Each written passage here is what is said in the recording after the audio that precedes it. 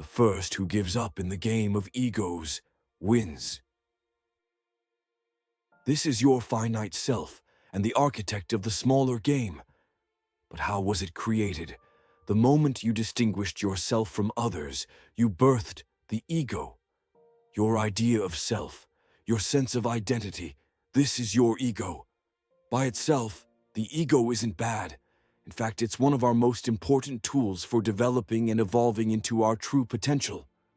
It reflects who we are in relation to the world around us, allowing us to learn, grow, and evolve while being part of a greater whole. You are a self-aware part of the code of humanity. Each person contributes to this program, responsible for their own piece of the code. Your improvement benefits the entire code of humanity. But to do this, you need to distinguish yourself from others, to understand who you are, what unique gifts you bring to the world, and where your weaknesses lie. The ego helps with this. It gives you the power of distinction. Yes, the whole can grow as oneness, but this evolution is linear. When each part grows individually and learns to love the others, then the whole becomes much greater. This type of evolution is exponential. The ego becomes a villain when it's the only aspect you identify with. That's when it becomes your master and hijacks your purpose in life. The ego's main mission? To achieve immortality. It craves safety, security, and approval, and dreads annihilation.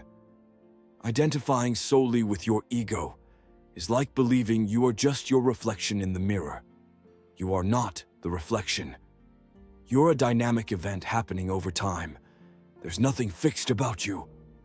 What you see in the reflection is merely an idea. It's not you. If you believe your ego is all you are, you confine yourself to that idea. The ego is responsible for the drama in your mind, all those imaginary scenarios and assumptions about what others think of you. It's an illusion, a simulation that plays in your mind. When the ego takes control, we often find ourselves acting irrationally, worrying, stressing, and hating for no reason. The more we play the ego's game, the more we create divisions and sides.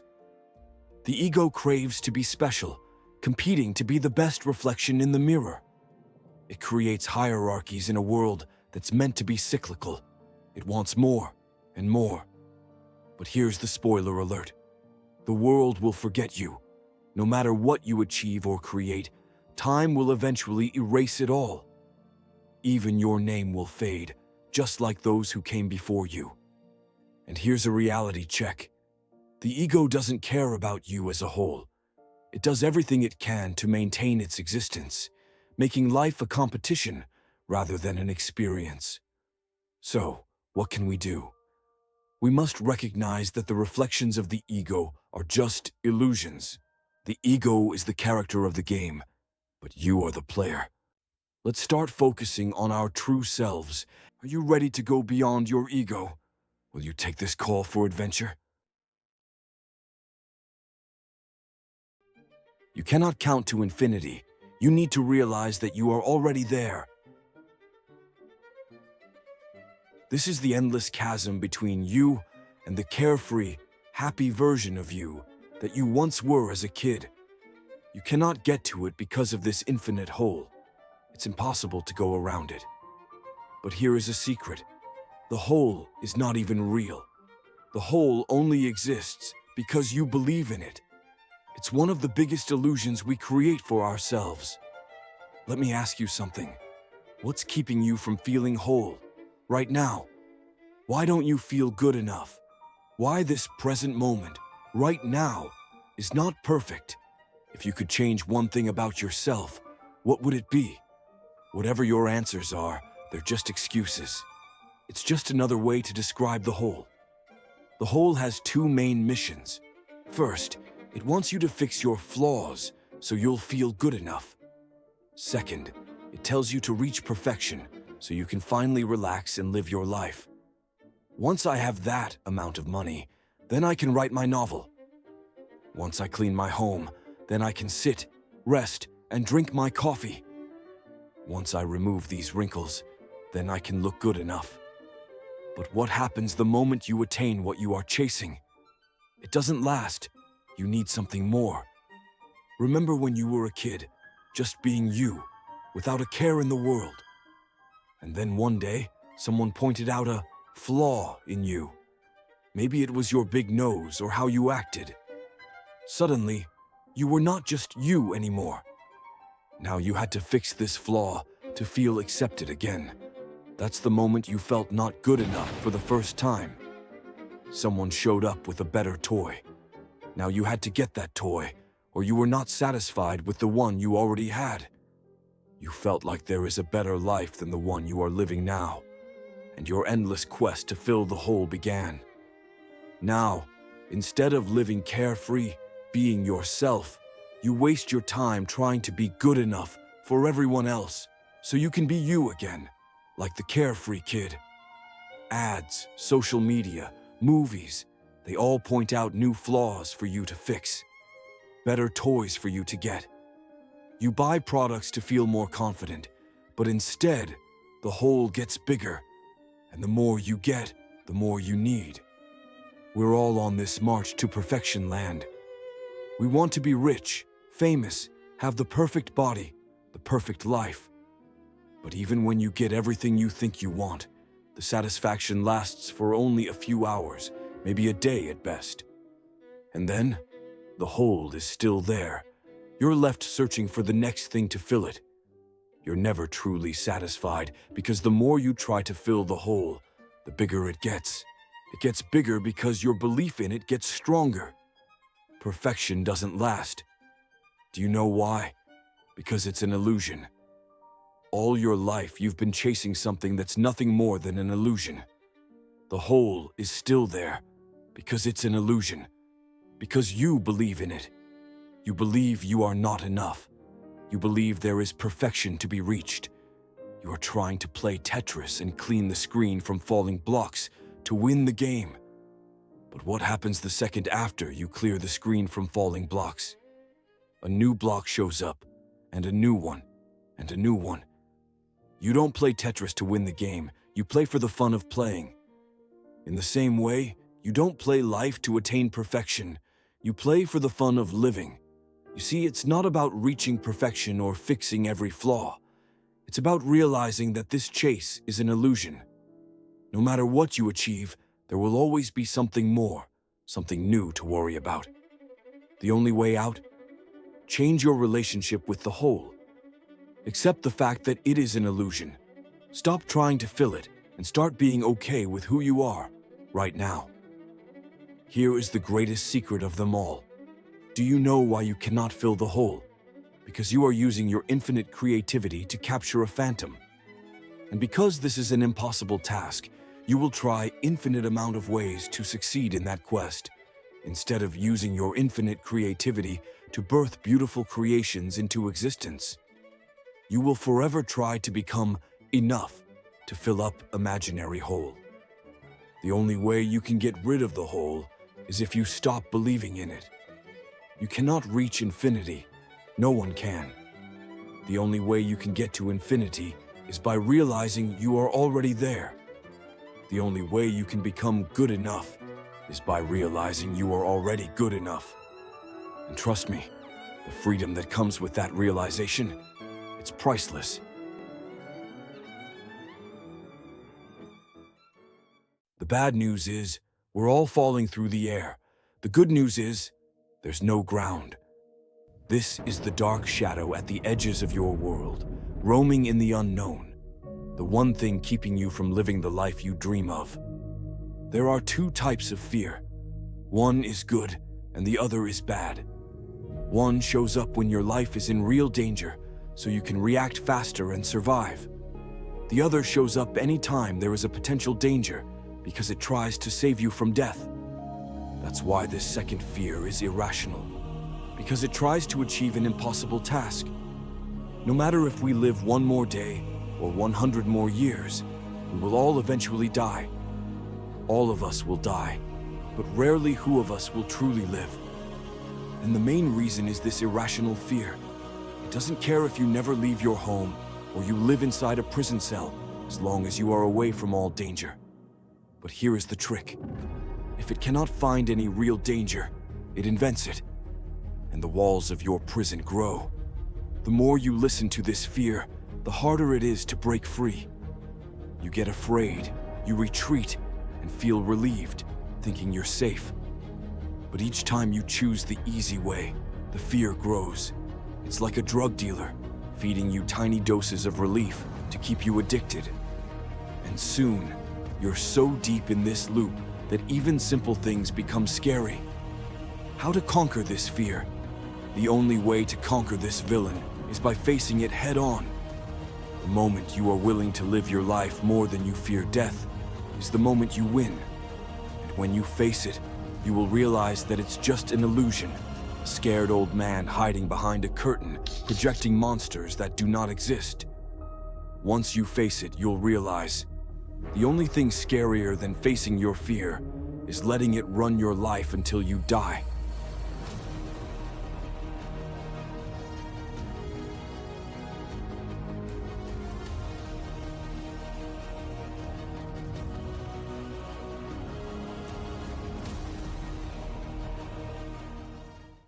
Light has no shadow. This is your dark side. It's the part of your psyche that you disowned.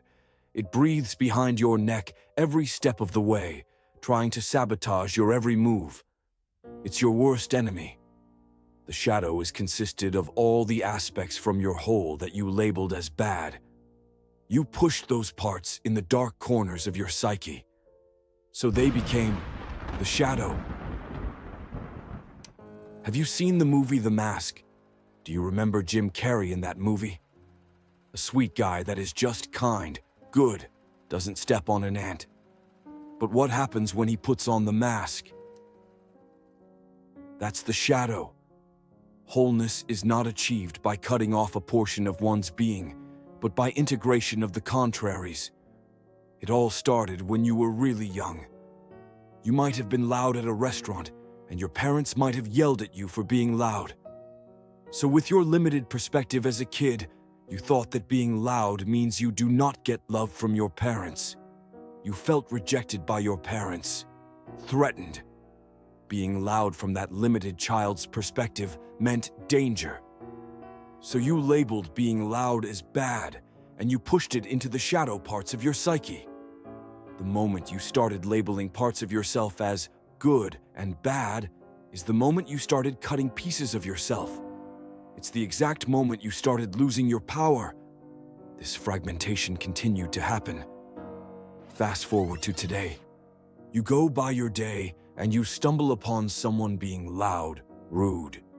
You immediately get irritated, repulsed, triggered. Do you know why?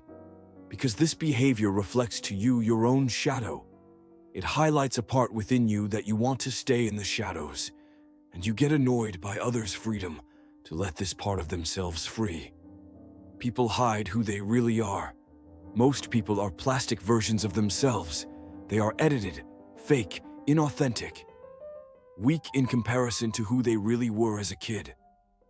We suppress our natural urges in order to fit in society, and we believe we are in control of them. But the moment you push something into your unconscious, you are no longer in control of it. Everything you suppress ends up controlling you in ways you cannot even predict. The privilege of a lifetime is to become who you truly are. Think of yourself as a river stream. When you are born, you are one stream, and all the water flows through this one stream. The flow is strong, powerful. But as you start disowning parts of yourself, you start creating multiple streams. With every new stream that branches out from the original one, the flow of the original stream gets weaker and weaker, and all the streams lose their power. The purpose of becoming whole is merging all the streams together again, unifying all the pieces of yourself that you disowned so you can regain your full power. The purpose of conquering the shadow is not to become the parts you disowned, but to merge them with your whole. Not to become perfect, but whole. The shadow pulls you into people and events that will reflect the aspects of yourself you have rejected. That's how your subconscious functions. You think you are in control, but you are aware of less than 10% of the strings that design your life. You know who's aware of that 90%? Your shadow. It plays you like a puppet. It pulls you towards certain people the moment it smells they are a perfect mirror for you. Why it does this? So it can be seen, acknowledged. But the funny thing is, it's hardest to see your own shadow. You would much rather think that fate, life, and the whole world plot some grand plan against you. No, nobody is against you. Your shadow just wants to be seen. It seeks your attention, it operates on its own, and it will pull you around like a puppet until you see it. In order to escape this puppet show, you have to integrate your shadow. Whatever is rejected from the self appears in the world as an event. There were many mythologies throughout history, and they all knew something crucial.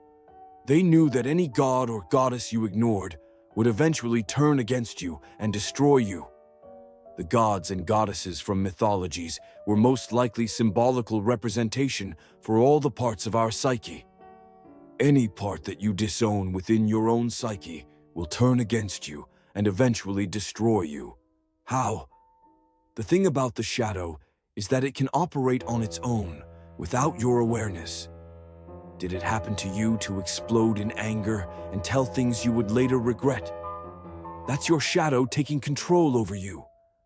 There are animalistic mechanisms within us that make sure we survive.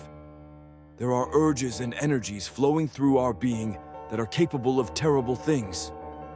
Dark things. That's just who we are. It's what our vehicle is made out of. That's nature. It's ruthless.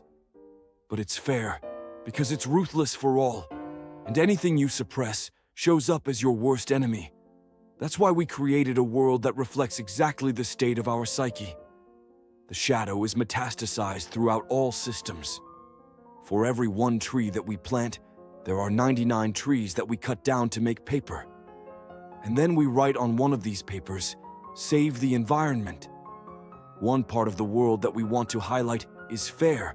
It has equal opportunity for all. It's good, almost heavenly. That's 1% of the world. And the rest of the world is in the shadow. It's where all the ugliness, corruption, crime, and dark things happen. But we want to ignore that. We disown that as part of humanity. And that's exactly what fuels that dark part to be even bigger. This reflects everywhere. 1% of the internet is what you can browse on Google. The 99% is the deep net, where if you can find access to, the greatest ugliness of humanity is shown. 1% of people live a life of extreme wealth. The other 99% are choking in pollution. 1% of the people are celebrities, worshipped for their beauty, talent, and the adversity they overcame. The 99% of the other people's stories, battles, victories are neglected, not even mentioned, diminished. Everyone wants to be like the 1% and get away from the 99%, because everyone cuts 99% of their darkness to appear as the brightest 1% of their being. We have created a world that exactly matches our own twisted situation within our own individual psyche. We proudly wear the 1% of our best and most accepted traits by society as our persona, and the 99% is behind us, unexamined, banished, neglected, rejected. In every story there is a villain and a hero. In your story you are both. And until you integrate your shadow, you will always carry your worst villain with yourself. If you integrate your shadow, the villain, the hero, all the sides vanish. The 1% and the 99% become irrelevant. You become whole. A personal 100% that's not affected by an outside dichotomy. And you reflect this wholeness into the world, with every action, with every thought, even by soul existing. The world outside of us is a reflection of the world within. As above, so below. As within, so without. Your psyche always projects pieces of your shadow upon the world around you. The monsters you hide within will be projected upon other people and reflected back to you. You will fight other people, thinking you are fighting the monsters, but instead you are hurting other human beings because you see your ghosts projected upon them. You are fighting your shadow through others. This is the reason for all the monstrous things we have ever done as humans. We have seen enemies in our fellow brothers and sisters, but all we have looked at was our own shadow's projections. And by trying to fight our shadow out there, we have caused the biggest amount of pain and suffering to each other. When we fought wars, we didn't fight the actual human beings. We fought that enemy we have created in our minds even before the war started. But how did we look to those who survived? We were the evil that burned their homes. So, they fought us. And this goes on and on. We are never really fighting each other. We are fighting the idea we have about each other. And the idea comes from what our shadow projects. Until we end our own civil war within, between the good and the bad, we will fight wars outside of us time and time again, in many different forms. That's why integrating your shadow is the sole biggest thing you can do to make the world a better place. But if you ignore your shadow, it will eventually destroy you. Wherever you go, your shadow is right behind you. There is no escaping the shadow. All light casts a shadow when it hits an object.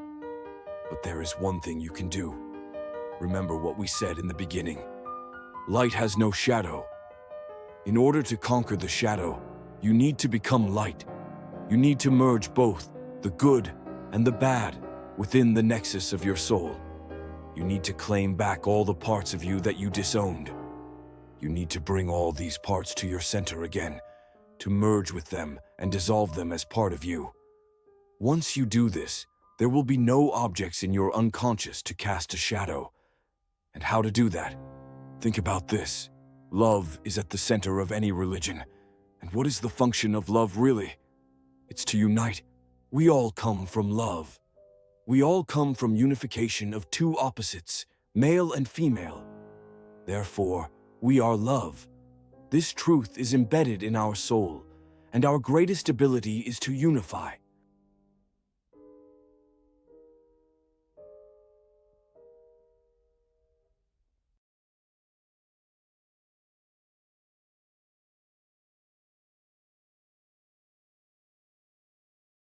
The most important relationship is the one you have with your inner child.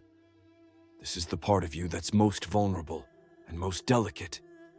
It's the part within that whines like a little baby. It cries to be saved when things get hard. It clings to the idea that someone else will come to rescue you. Most people today are just grown-up kids, waiting for someone else to provide food, cook for them, entertain them, protect them, tell them exactly what to do and where to go. Have you ever thought about where the word moron came from? Back in the day, it had a slightly different meaning. In ancient tribes, there was something called the rite of passage.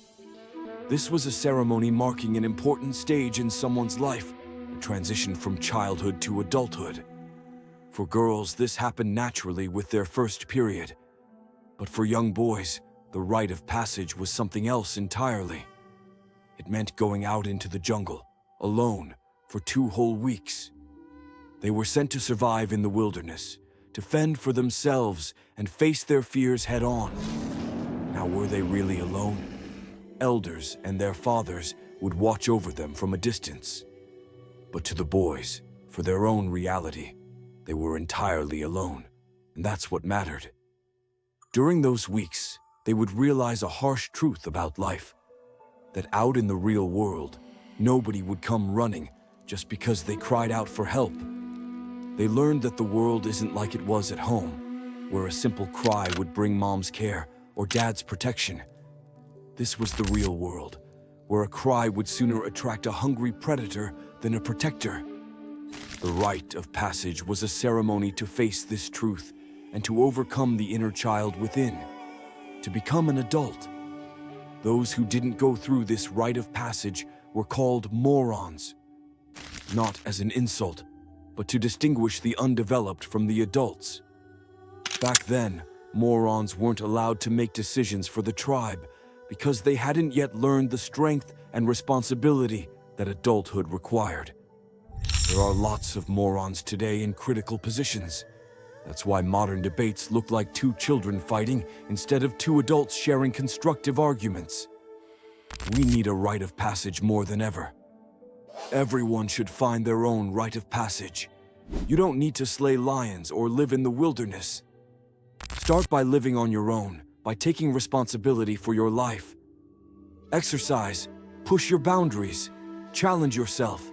It's about building character and becoming the adult you need to be in life. So when life comes knocking at your door with its harsh reality, a new pandemic, a global crisis, your family needing you, you will do what's hard but necessary instead of running away and waiting for others to save you. The child will always be a part of you. It's not about getting rid of the child or suppressing it. This is the purest part of you, the place where you connect with the source of this world. It's your innocence. It's the part of you that unconditionally believes in all your dreams. It's full of potential. But without a parent within you to guide it and realize that potential, that's all that you will ever be. A potential. It's like learning to ride a bike. You need to push yourself, but also to pick yourself up when you fall. Being an adult means to balance between self-care and responsibility. So, what's your rite of passage?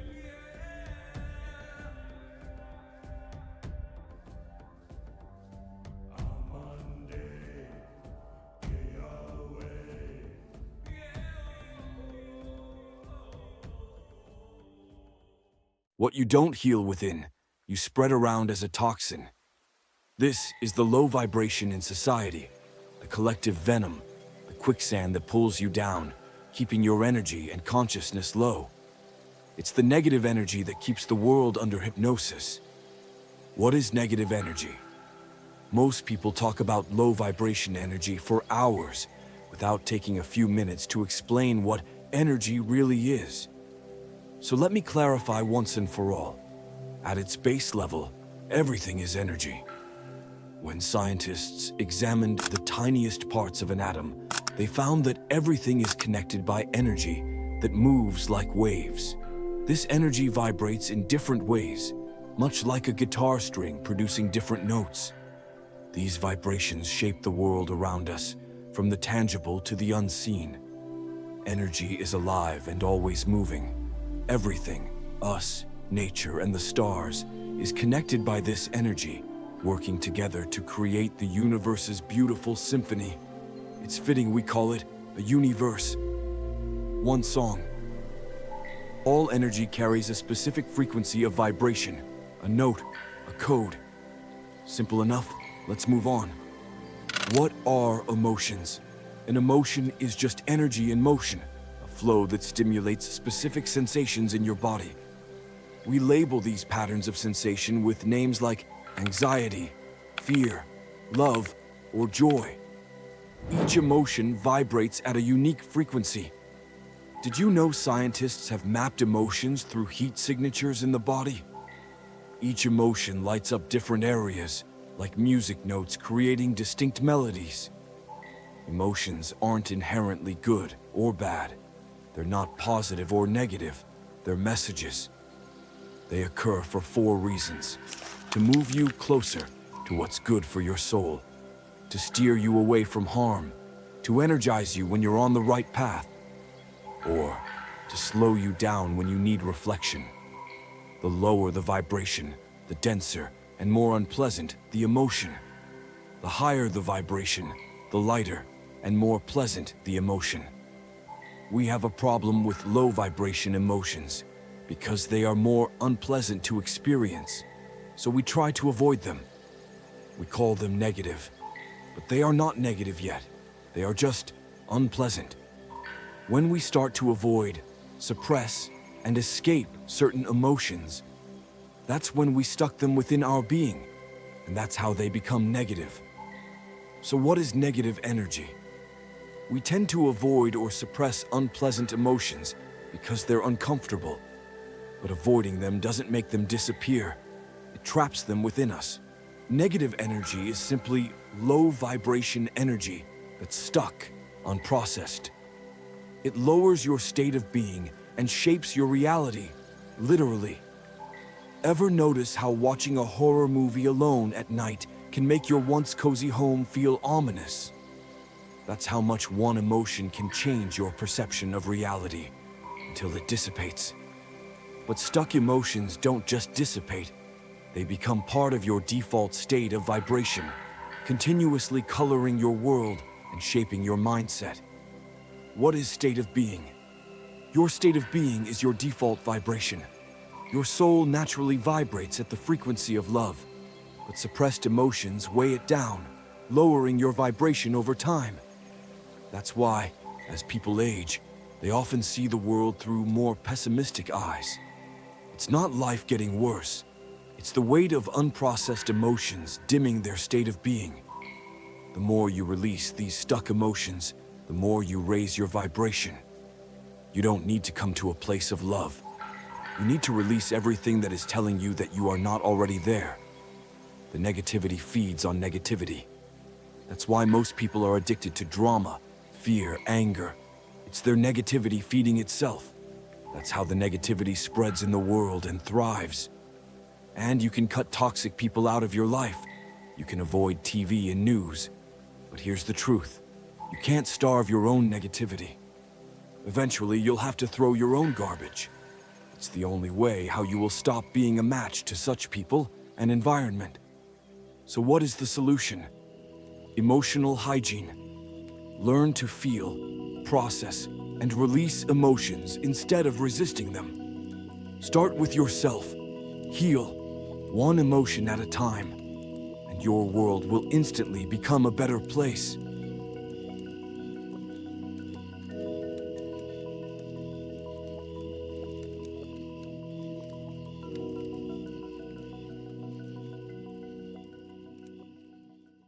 The greatest trick the devil ever pulled wasn't convincing the world that it didn't exist, but actually, that it did. This is the little red person on your shoulder, guiding you toward misery. It's the voice inside that judges, blames, and pushes you toward lower urges, keeping you in a cycle of weakness. Let me tell you a story, one of the oldest ones ever written. It's the story of Adam and Eve, but with a twist. Adam and Eve lived in paradise, the Garden of Eden.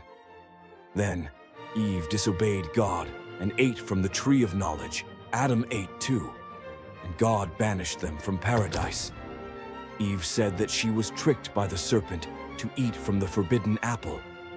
Now I want you to think about the serpent in this story. Think as if it wasn't just some external force. Imagine it was actually Eve's own mind, whispering doubt, tempting her to disobey. And when she gave in, she blamed an imaginary devil. That's when the parasite was born. Of course, this story is a metaphor, but it is exactly how we all create the parasite. Every time we fall into temptation, every time we fail to take responsibility for our sinful actions, the parasite grows stronger. This voice, the parasite, doesn't care about you. It's a survival mechanism for your weakness, created to keep you from facing the difficult truths of life and doing anything that can make you stronger or improve the quality of your life. It loves momentary pleasures that result in long-term misery. It exists to keep you in a cycle of self-doubt and fear, feeding off your inability to change. And it will tell you all the things not even your worst enemies would say. In fact, if your enemies knew what this voice speaks to you daily, they might give you a long hug. You look ugly. You are fat. You will fail. Just one piece of cake, it won't hurt. We don't have to start exercising today. We can start on Monday. Are you going to let them be right? It's just a kiss. It's not cheating. The parasite attaches itself to every temptation you face, pushing you to take the easy route. And when you make excuses or lie to avoid responsibility, the parasite grows stronger. The more you listen to this voice, the harder it becomes to break free. It convinces you that there's always a way to avoid the hard work, a way to blame someone else for your failures. The parasite thrives on your inability to act, offering comforting excuses. But here's the truth. The parasite is a tool. Its name is the parasite because it doesn't have a voice on its own. It speaks for its host, and its host at the moment is human weakness. Every time you feed its host, the parasite becomes more powerful. So how do we conquer the parasite? You must face your weaknesses head on, acknowledge the excuses, the lies, the temptations. Don't blame the devil, the serpent, or anyone else. Instead, take responsibility, build discipline, and take action, even when it's hard, especially when it's hard. Every day you have a chance to vote. Are you going to make choices out of weakness or out of strength? Each vote matters. Most of us, all our life, we have been voting for our weakness. Now we need to catch up with our strength. Every choice matters, no matter how small. How to get rid of the parasite? The answer is in the question. R-I-D, responsibility, integrity, discipline. Until you accept that everything in your life is your responsibility, you will blame imaginary devils that you create in order to avoid facing your imperfections.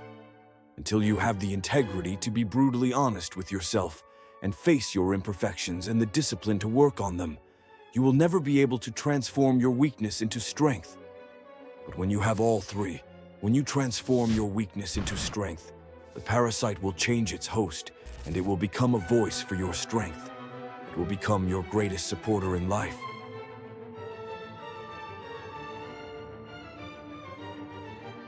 The moment your everyday starts to look the same, you are as good as dead.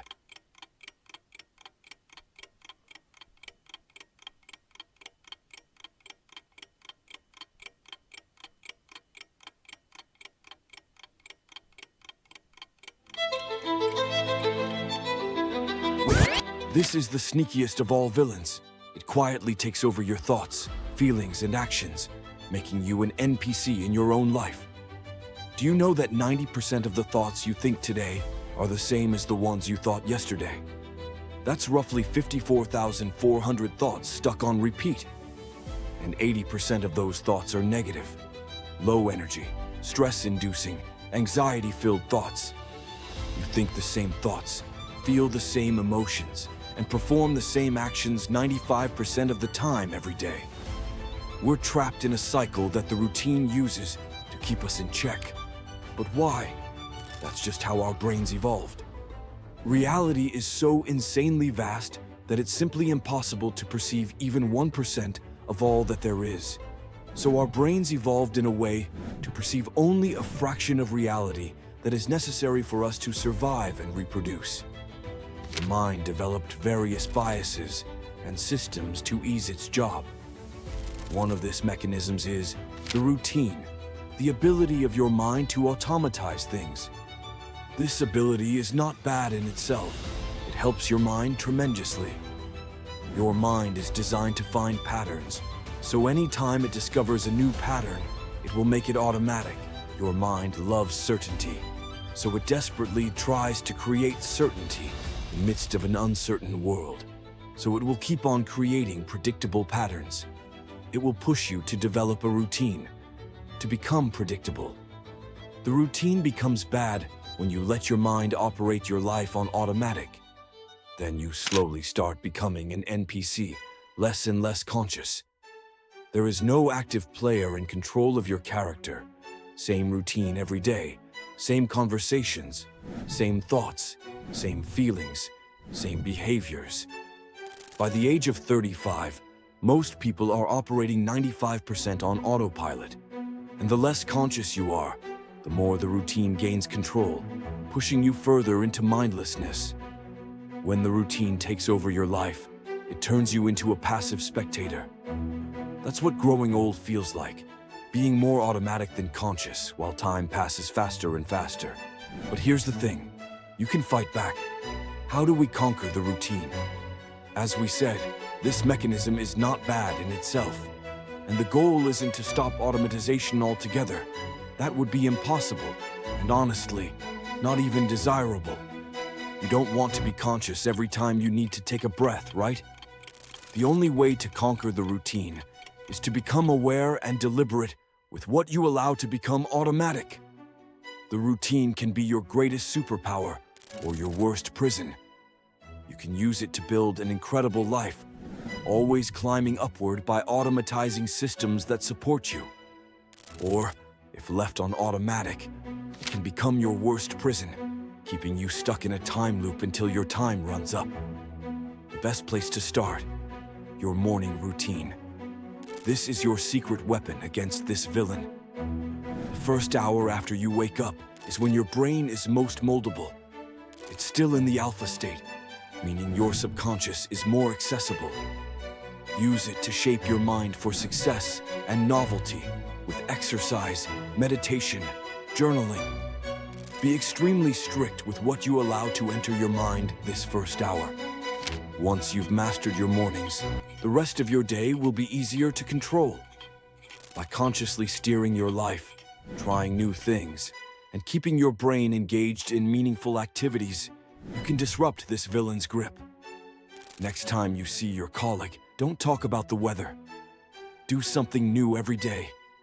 Keep exploring, stay curious, and always push beyond your routine. Don't organize your life around your routines.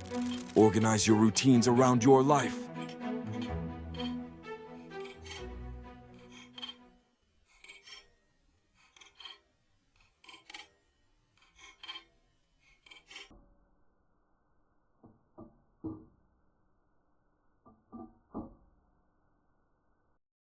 The most dangerous place in the world is the comfort zone.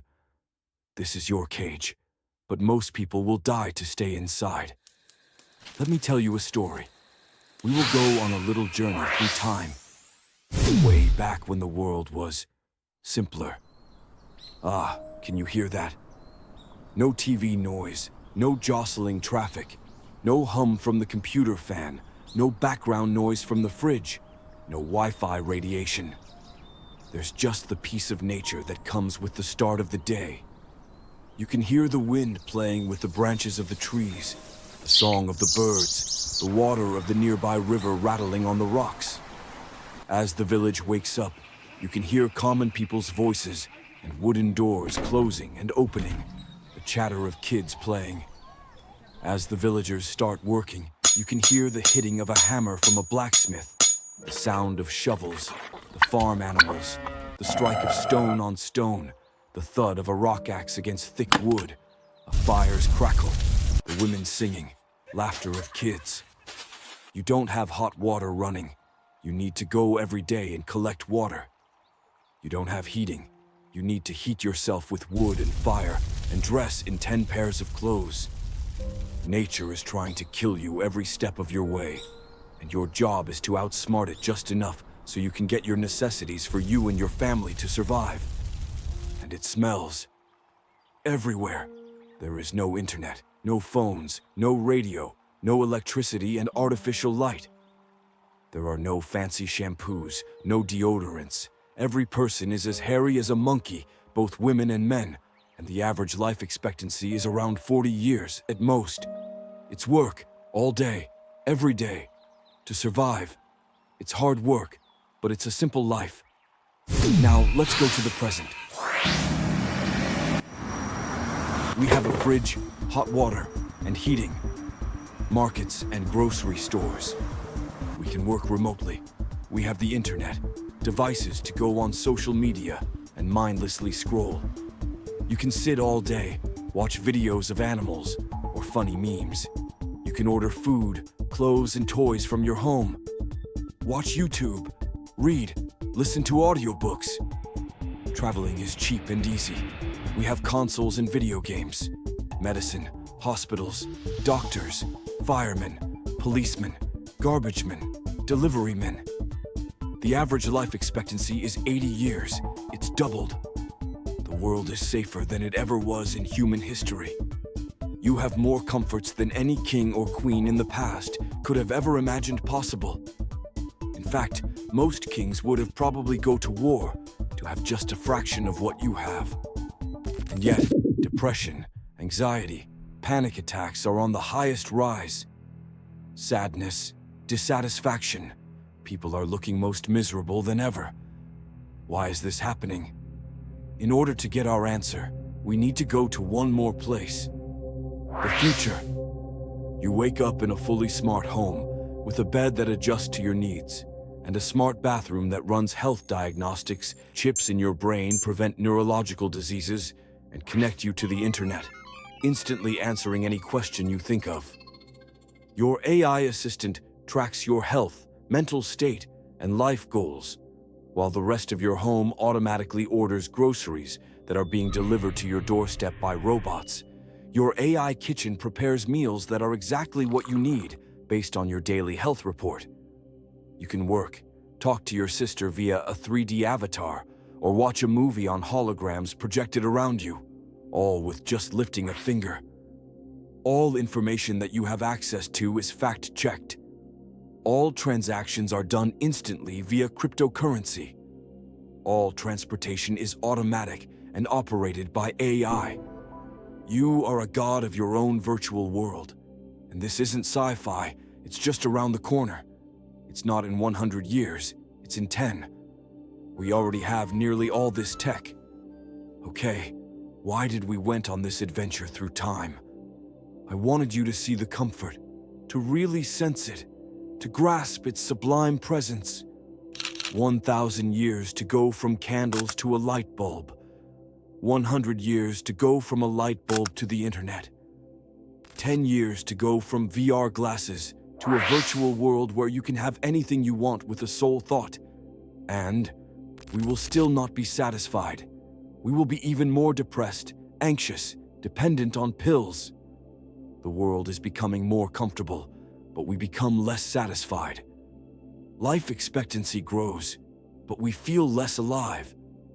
And don't get me wrong, the world becoming more comfortable is not bad. That's not the comfort I am talking about. Do you think people in the past, smelling and not having hot water to wash themselves, were not comfortable? Funny thing is that they were. They had their own comfort zone. The comfort is subjective. You have your own personal comfort, and for most people it's not even that comfortable. Most people find comfort in 9-to-5 jobs that they hate, in being a victim, even staying in dysfunctional relationships. You can have a hole as a toilet or a health scanning throne. The comfort will still make you want more. Do you remember when we waited to download 3 MB songs for 1 hour? We waited without a problem. But now, if the 4K video that we watch online buffers for 1 second, we make drama of how slow the internet is. That's the comfort growing. And when the comfort grows, we become weaker. We get so addicted to our comfort that we believe we are entitled to it. We believe the world owes us fast internet, hot water, and avocado smoothies. We forget the harsh truth of life that the people in the past had no choice but to face daily. So when life comes and knocks on our door, we are not prepared for it. When you were watching the future on our little trip, you felt something is missing, right? Do you know what is that? Meaning, purpose, freedom. People 1,000 years ago felt more meaningful and alive than people 10 years in the future who can have anything they want in their virtual world. Why? Because, like it or not, they had to push past their comfort daily if they are to survive. And discomfort is the price of admission we pay for a meaningful life. The comfort is the place where our weakness thrives, and the world will get just more and more comfortable, as you have seen. In a world that's becoming more comfortable, facing discomfort becomes a duty.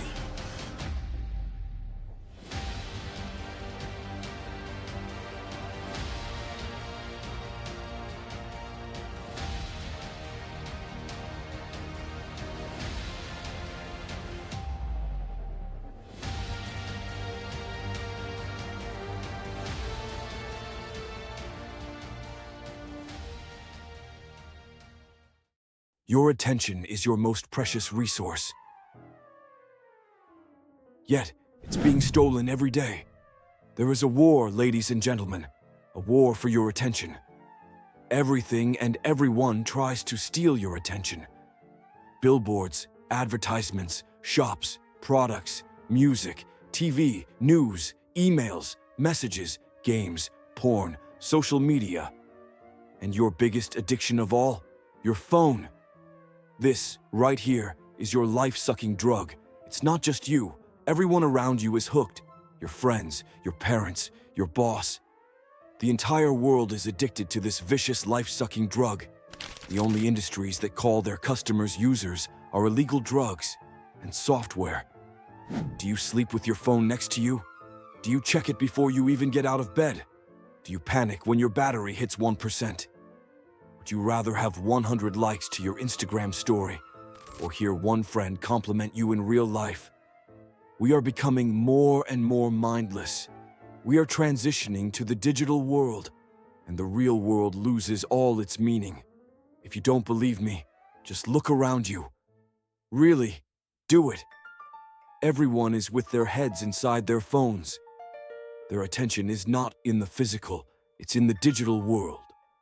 Where attention goes, energy flows. Where energy flows, that world grows. And you cannot live in two worlds. One has to go. People think it's not a big deal, but reality is darker than the shiny apps on your phone. It's like telling a heroin addict, "This will kill you," and they respond with, "It's fine.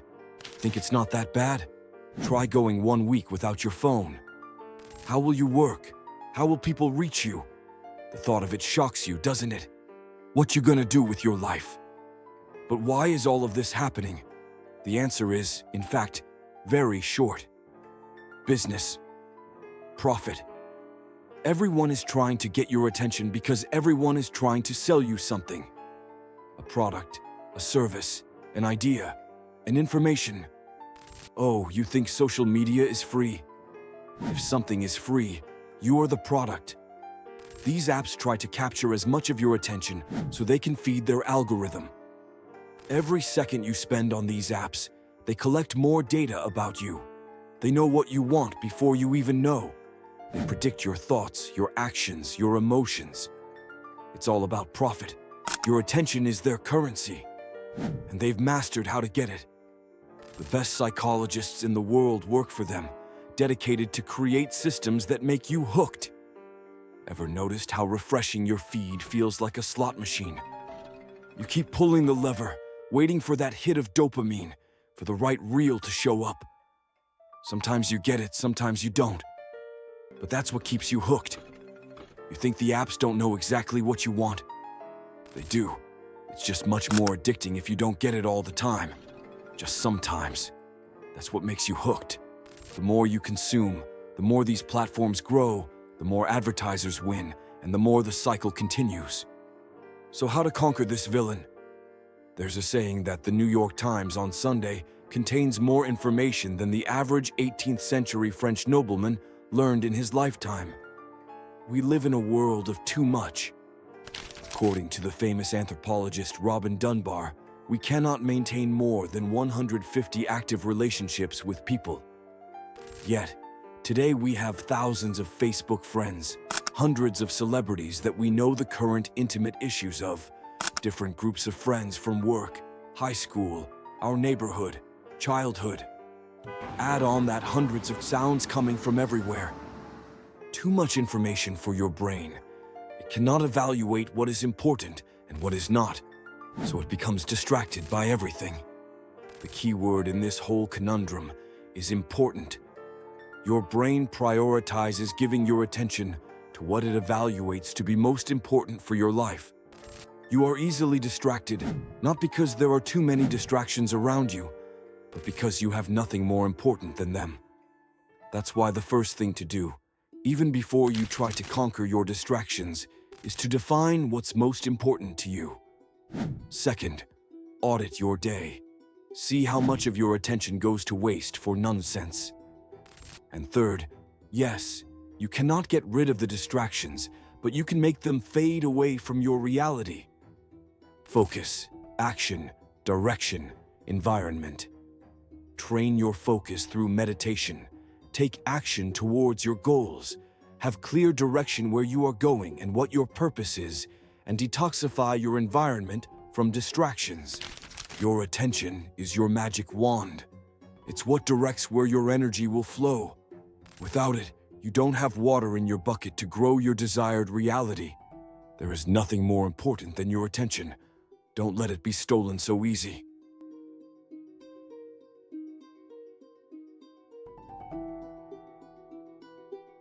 Reality is stranger than fiction. This is what plugs you into the Matrix. Life is a super immersive game. It's the ultimate game. You feel everything: pain, joy, excitement, thanks to a headset that includes all your senses, feeding you data every moment. But this headset deceives us. Here's a mind-blowing fact. Your senses feed the brain 11 million bits of information per second. However, you consciously perceive only 50 bits, just 50 out of 11 million. So, from an ocean of data, our reality is filtered down to a drop, and that drop is just one possibility among an uncountable number of realities. Let's do a small exercise so I can prove to you there is more to reality than what you perceive. Look at this image. Try to see as many yellow details as possible in the next 10 seconds.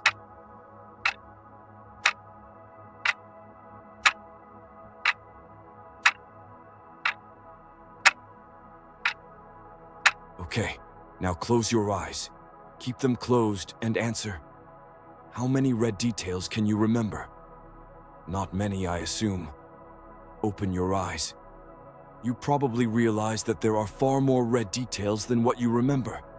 You didn't see them because you were not focusing on them. We see the things that we are looking for. There are so many things around you, right this moment, that you are not perceiving just because you are not programmed to. Who does the programming? The headset. It takes control by using conditioning, beliefs, memories, emotions, and biases to filter what we perceive. But the true reality is much greater than our perception. There are 4 main layers of reality. There's the 50 bits of reality we consciously perceive. The 11 million bits our unconscious mind processes. All the bits of information we're not in contact with. And finally, the universe of imperceptible reality, beyond our senses and understanding. And this is every second. Here is a reality bomb. Rainbows do not exist, but you create them because of your headset. The existence of a rainbow depends on the conical photoreceptors in your eyes. To animals without cones, the rainbow does not exist. So you don't just look at the rainbow, you create it. This is mind-boggling, especially considering that all the beautiful colors you see represent less than 1% of the electromagnetic spectrum. You can see less than 1% of the electromagnetic spectrum, and hear less than 1% of the acoustic spectrum. So all those 11 million bits per second that bombard our brains, those are just bits of data gathered from less than 1% of the world. We are blind to 1 billion bits of data per second on average. How many potential realities we are unable to render?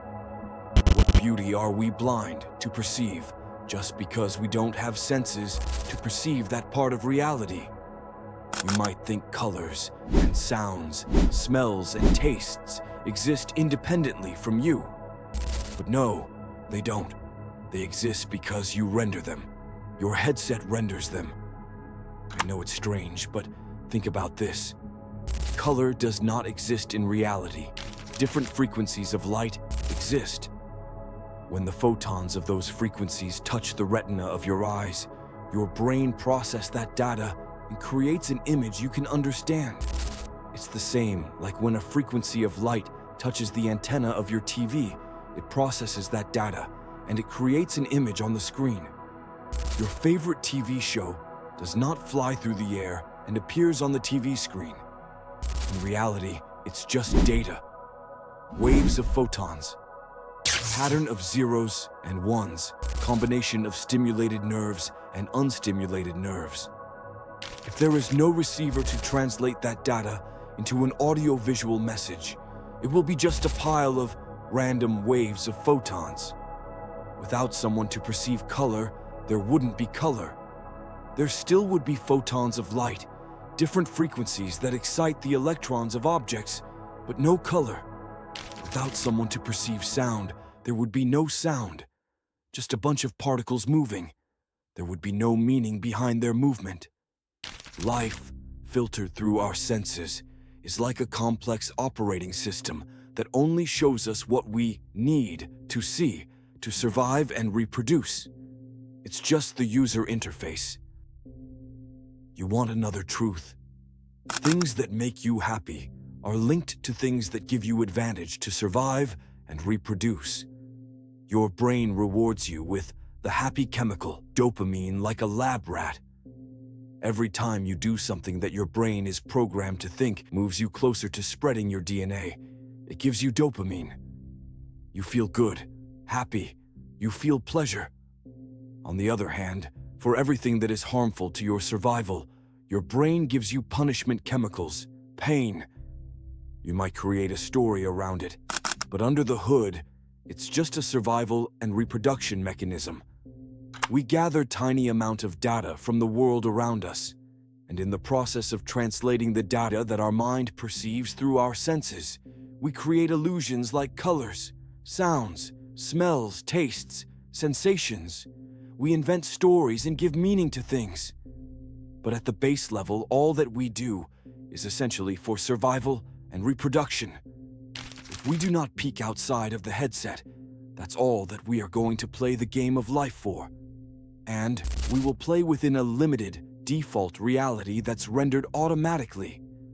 Life's game is an open world, sandbox type of game, where you are free to play and have fun within the fundamental laws of the game. But because it's so immersive, we forget one crucial truth. We are the player, not the character. We forget that, identifying so deeply with our challenges that we take the game far too seriously. Consider Minecraft. It's a game without a single clear end goal, just like life. You survive the first night, but after that, you're free to explore, build, and create. Survival and reproduction may be biological goals, but life's true mission is whatever we decide it to be. Life, like Minecraft, has infinite possibilities. You're not limited to survival mode. You're here to explore, experiment, and most importantly, to play. You are the creator of your reality, consciously or not. You are creating the game that you are playing. You are not your senses. You are the silent observer that remains when you take all the senses away. You are an infinite presence in an eternal present moment.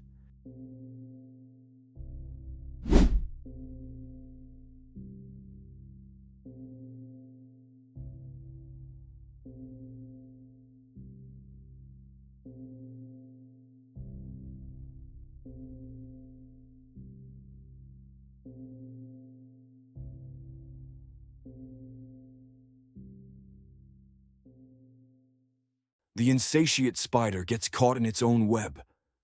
This is the operating system, the core code of the simulation. But here's the twist. We created this system. We wrote the code of the Matrix. And guess what? There are many flaws, bugs, and errors that we need to fix. We can try to fix the system out there. Many have tried, and many will continue to try. Yet all we often accomplish is fixing one issue by creating 3 new problems that didn't exist before. Why is that? Because we can only fix the code of the Matrix if we decode ourselves first. The flaws in the Matrix exist as a result of our personal weakness. If the Matrix is the network, we are the intersecting points of that network. The weakness metastasized throughout our lives and society, manifesting in both those in power and the governed. Flawed humans develop flawed systems to shield them from their own flaws. And you can blame governments, politicians, the media, secret organizations. But they are no more the architects of the Matrix than you are. Let me ask you something. If someone offers you $1 million to allow something slightly evil to happen, will you accept it? If someone offers you fame, success, happiness with one condition, to spread harmful ideologies from time to time, will you do it? Most people will, and that's what empowers the Matrix. But there's one thing nobody can take from you: your conscious choice. Your free will to reclaim your inner authority and reprogram yourself, to choose what's right and what's wrong. The Matrix wants to make you believe that you are powerless, but it's the opposite. You are the creator of the Matrix. Every choice you make is a code in the Matrix. If you decide that no amount of money or threats can make you bend your moral code, then you take the power away from those who rule with money and threats. You are the anomaly. You are always the one that decides who has power. It's always you that the Matrix fears. That's why it tries to keep you asleep, distracted, worshipping false gods, chasing money. Currently, the Matrix is ran by our weakness. It's the ego's playground. It decides what the whole will see as a flaw. It's governed by the fear, filtered by the shadow, designed to protect the child from growing up. It feeds the negativity. It praises the voice of the parasite. It is operated by routines. It breeds more comfort, multiplies distractions, and keeps your headset continuously stimulated, playing the smaller game. If you want to escape the Matrix, you need to decode yourself out of it first. You need to conquer the rest of the villains. You need to claim your inner authority and decide your own faith. Are you ready to take your power back? Because I choose to. Wake up!